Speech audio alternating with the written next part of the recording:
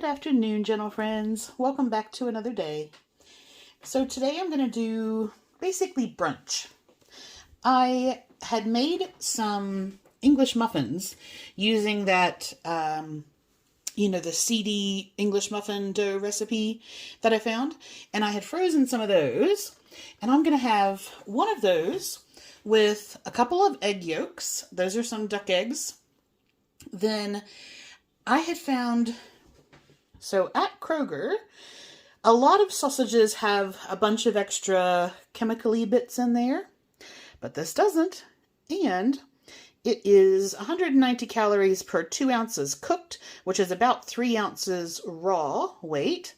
So I'm going to have some pork sausage crumbled up, an English muffin with some chef chamois garlic butter, a couple of egg yolks, and then I'm going to do just a little vegetable medley with some mushrooms, grape tomatoes, and peas.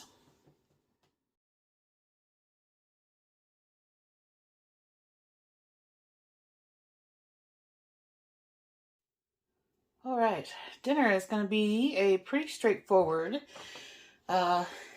little surf and turf. My breathing's gotten rough, which means that the rain is probably almost here. So I changed my plan from what I originally had. This will put me slightly over my carbs for the day because I'm having some black-eyed peas, but it's only a couple of grams, so I'm not worried there. I have 3.5 ounce piece of olive round steak, and I'm going to have 6 shrimp.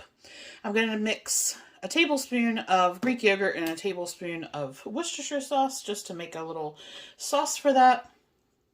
Steam up about 1.5 cups of some of the Kroger stir-fried veggies and have that with some of the chef chamois garlic butter.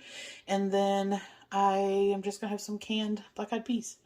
So nothing terribly difficult or exciting.